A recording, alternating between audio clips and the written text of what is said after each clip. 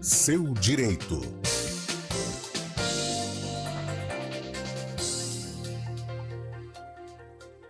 Todas as segundas-feiras, o Dr. Fernando Quercia está aqui com a gente no quadro Seu Direito para tirar dúvidas sobre direito tributário. Dr. Fernando, boa tarde, boa semana, seja bem-vindo. Boa tarde, Guarizo. Boa tarde a todos os amigos da CBN. Um grande prazer estar com vocês novamente. Prazer é todo nosso. Dr. Fernando tem um assunto hoje que suscita muitas dúvidas, né? Holding patrimonial. Para a gente começar a explicar, né? Às vezes o nome em inglês o nosso ouvinte não entende. O que seria uma holding, Dr. Fernando? Vamos lá. Holding patrimonial, Guarizo, na verdade, ela é uma empresa, né, constituída com um objetivo específico de controlar e administrar o patrimônio de uma família. Ela funciona como uma estrutura jurídica que é intermediária entre os membros da família e os bens e os ativos que a família tem, né? Ela pode ser, essa holding patrimonial, ela pode ser constituída por uma empresa, uma SA, ou uma limitada, né? Depende da necessidade e da preferência da família. Bom, e neste caso, então, seria administrar o patrimônio como uma empresa, podemos entender dessa forma?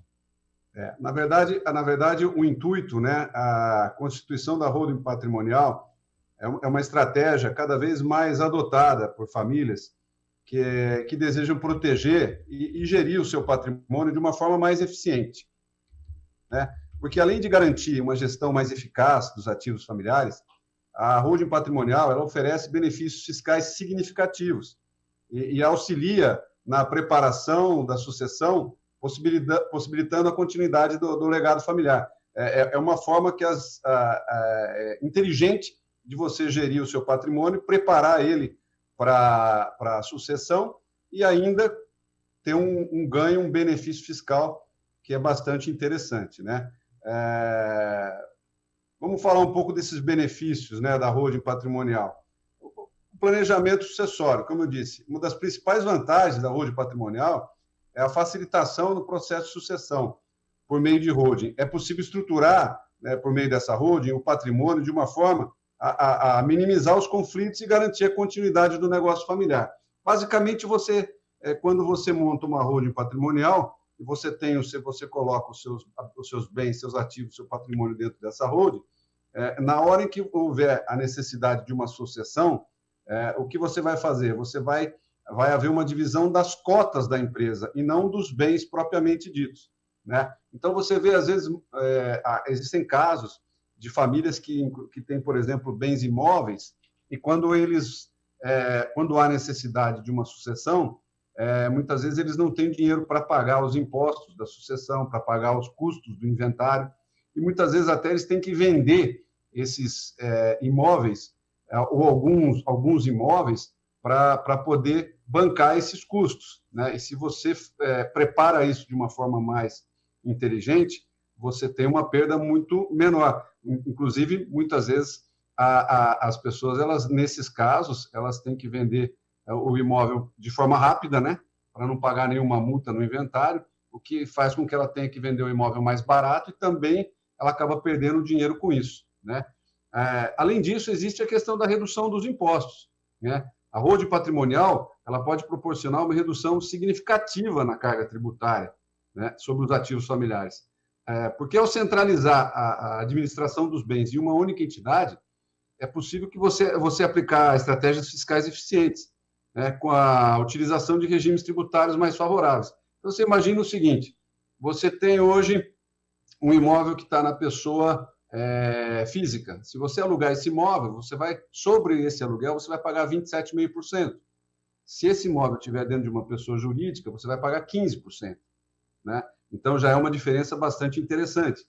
O ITBI, que é o Imposto de Transmissão de Bens Imóveis, se esses imóveis já estiverem dentro de uma holding, por exemplo, no caso de uma sucessão, e você fizer apenas a divisão das cotas da empresa e não ter que transmitir os imóveis, você não vai ter o ITBI, você vai deixar de gerar o ITBI, né? O ITCMD, que é o Imposto de Transmissão Causa-Mortes, muitas vezes ele é calculado sobre o valor dos bens, Mas se esses bens estiverem dentro de uma empresa, eles serão calculados sobre o valor do capital social da empresa, que muitas vezes é bem menor do que o valor atualizado dos bens, né?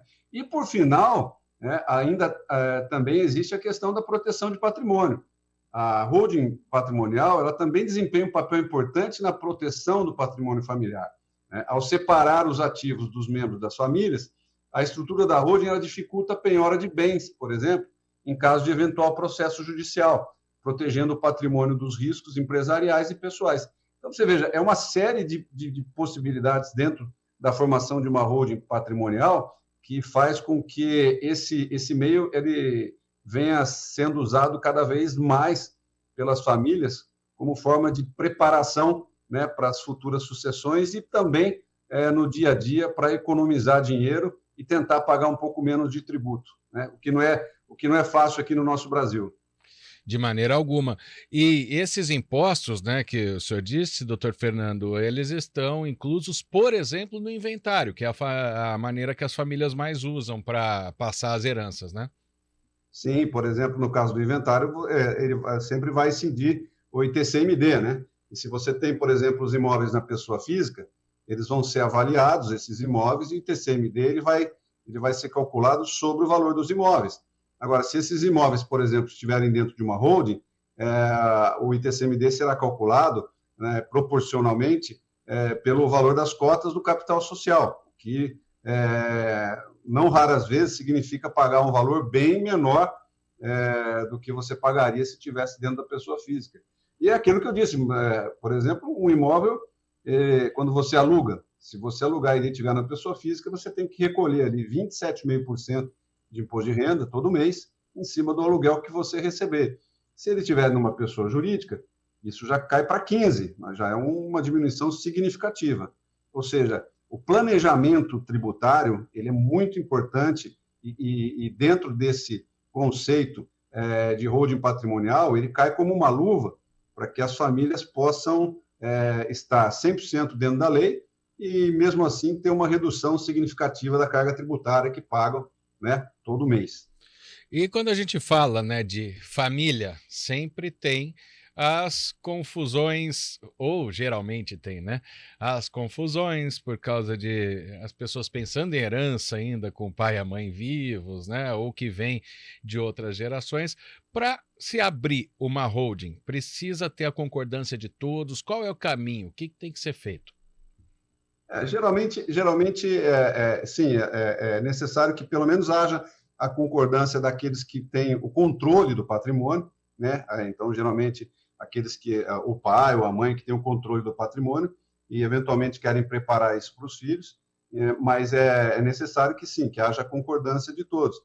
É uma coisa interessante, né, Guariz? Porque, assim, existem alguns tabus, né? Então, muita gente fala, eu não quero falar sobre isso, não vou falar sobre essa questão, isso dá azar, falar de morte, mas eu costumo dizer o seguinte, que essa é a única certeza que todos nós temos, né? Então, por que não nos preparar para isso, né? Então, já que a gente sabe que isso é inevitável, que isso vai acontecer, por que não deixar a coisa bem preparada? Então, quando a coisa é bem preparada, quando ela está na mão de um advogado experiente, quando esse processo ele se constrói dentro da família, de forma a conscientizar todo mundo dos benefícios que tem esse planejamento patrimonial, ninguém vai discordar disso. Todo mundo, ninguém quer pagar mais imposto, ninguém quer perder patrimônio na hora do inventário, né? Todo mundo sabe que, eventualmente, essa hora vai chegar e se você conseguir deixar isso preparado de uma forma mais eficaz, melhor assim. Existe até aquela brincadeira que a morte faz parte da vida, né? Que algumas pessoas falam. Mas essa preparação, ela evita muita dor de cabeça e muita briga, até judicial depois, né? E facilita, né, Guariz? Porque imagina o seguinte, você tem uma empresa, os seus bens estão todos dentro de uma empresa, né? Então, você tem lá 2 filhos, 3 filhos, por exemplo. Na hora em que você faltar, aquele patrimônio ele vai ser dividido entre a sua esposa e os seus 3 filhos. Você vai dividir simplesmente, o inventário simplesmente vai se resumir em você pegar as cotas dessas empresas e, na devida proporcionalidade, distribuir para quem de direito, né? Então, isso acaba facilitando muito o inventário, Se não houver nenhuma discussão, esse inventário hoje ele pode ser feito, inclusive, no cartório, né? Não precisa nem de um processo judicial. Então, quanto mais você facilita, mais barato fica e mais rápido você consegue fazer isso aí. E sem gerar muita discussão, porque você não vai ficar... Você imagina, dentro de uma família existem 3 imóveis, né? Então fica lá um irmão discutindo, eu quero esse, não, esse é meu, eu quero aquele. Se você tem isso dentro da empresa, cada um vai ter sua cota sobre aqueles imóveis, né? Essas cotas vão ser divididas de acordo com a proporcionalidade da lei e acabou o assunto, não vai ter muita discussão. A semana que vem, então, segunda-feira que vem, o doutor Fernando Quercia volta com mais um quadro Seu Direito aqui no Estúdio CBN. Muito obrigado pela participação, doutor Fernando. Um abraço, até a semana que vem. Um abraço, Guarezo. Tome bastante água aí com a sua garrafinha aí que eu estou vendo. E boa semana para todos. Temos que nos hidratar para a voz ficar boa, para a tosse passar, né, doutor Fernando? É isso aí. E quem vai para a rua também vai